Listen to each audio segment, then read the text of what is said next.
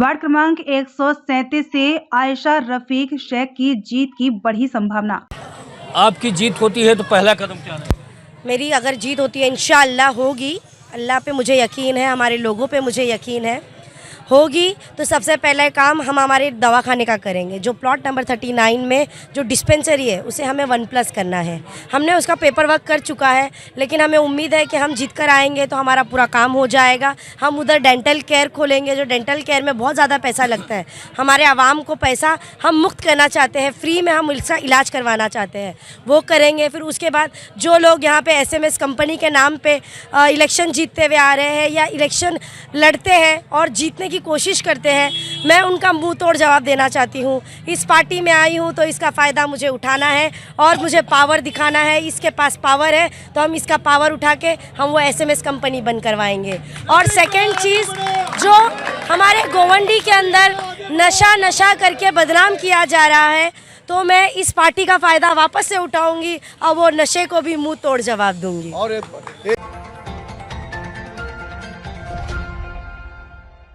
मुंबई गोवंडी के वार्ड क्रमांक 137 से आयशा रफीक शेख के जीत की संभावना बढ़ती दिखाई दे रही है। लगातार उनके समर्थकों की संख्या बढ़ रही है। देखिए एक रिपोर्ट। एक लड़का IPS बना, बोलो सब बोलते हैं नशा है, यहाँ पे सब टपोरी लोग रहते हैं, बदमाश लोग रहते हैं। अगर यहाँ के नौजवान लड़के रात में अगर 2 बजे 3 बजे कोई इलाके में मिल जाते हैं, गवंडी का नाम लेते हैं, तो उसको पुलिस वाला धर लेता है। लोग समझते चोर है, लोग समझते अच्छे लोग नहीं है।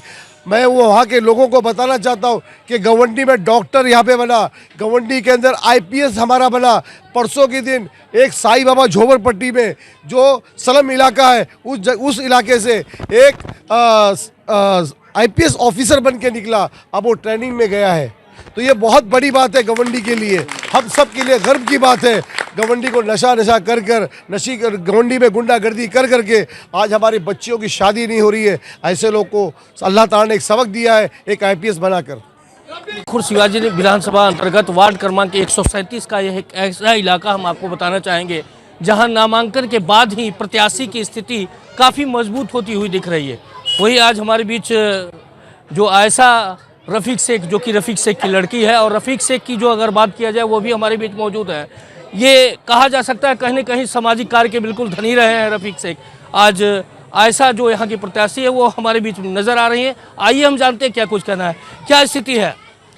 सबसे पहले तो मैं आपके चैनल का बहुत बहुत शुक्रिया अदा कहना चाहती हूँ, क्योंकि जो स्थिति आप दर्शा रहे हो उसमें आपको भी दिख रहा है, आपके व्यूवर्स को भी दिखेगा कि हमारे लोग हमारे साथ हैं। हम यहाँ पर 3 बार चुनकर आए हुए लोग हैं, हमारे साथ पब्लिक है, हमारी आवाम है हमारे साथ, हम पे भरोसा करती है, इसलिए हम 3 बार जीत के आए। हमने काम किया, हमने विकास किया, और हमारा मुद्दा कुछ भी नहीं है। विकास के अलावा हमारा मुद्दा कुछ भी नहीं है। लोग हमारे पे ट्रस्ट करते हैं। वार्ड क्रमांक 137 की बात करें तो नामांकन के बाद ही आपकी स्थिति काफ़ी मजबूत होती हुई दिखाई दी, क्या राज रहा? राज तो यही रहा कि लोगों की मदद करते रहिए, लोगों को जब जब ज़रूरत पड़े आप उस टाइम पे अवेलेबल रहिए, लोगों का जो काम रहा आप वो करते रहिए। बस यही छोटी छोटी चीज़ें करते रहेंगे तो आप भी नाम कमा सकते हो। सामाजिक कार्यों के आपके पिता धनी रहे हैं, किस तरीके का सहयोग मिल रहा है आपके पिता को?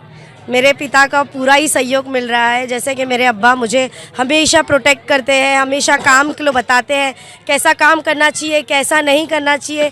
हर चीज़ मेरे डैड मेरे को बता रहे हैं, गाइड अच्छे तरीके से कर रहे हैं।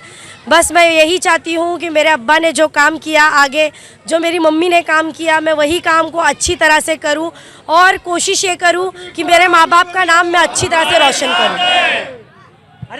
रफीक भाई, आप एक जीतते हुए प्रत्याशी हैं, आप बताइए लगभग वोटों का मार्जिन क्या रहेगा?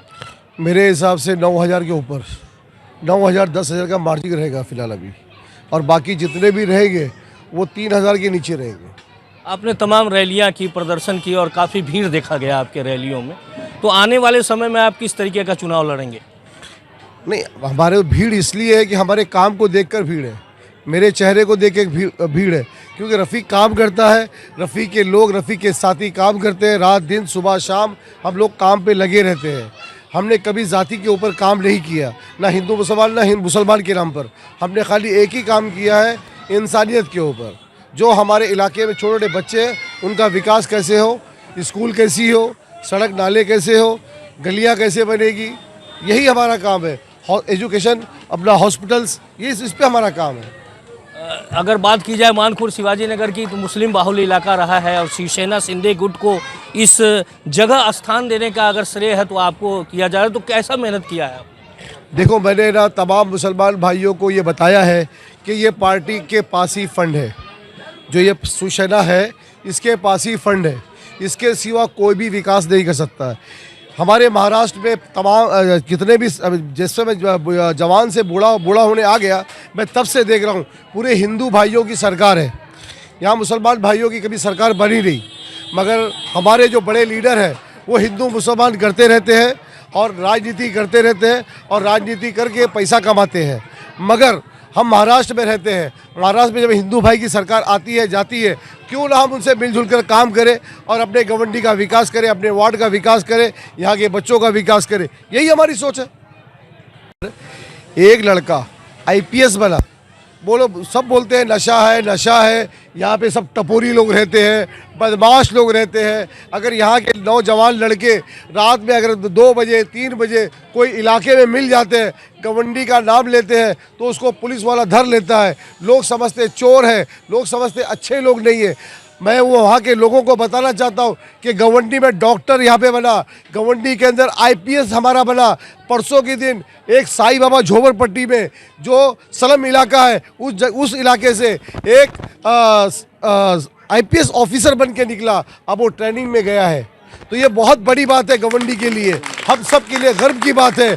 गवंडी को नशा गवंडी में गुंडागर्दी कर करके आज हमारे बच्चियों की शादी नहीं हो रही है। ऐसे लोग को अल्लाह ताला ने एक सबक दिया है, एक IPS बनाकर।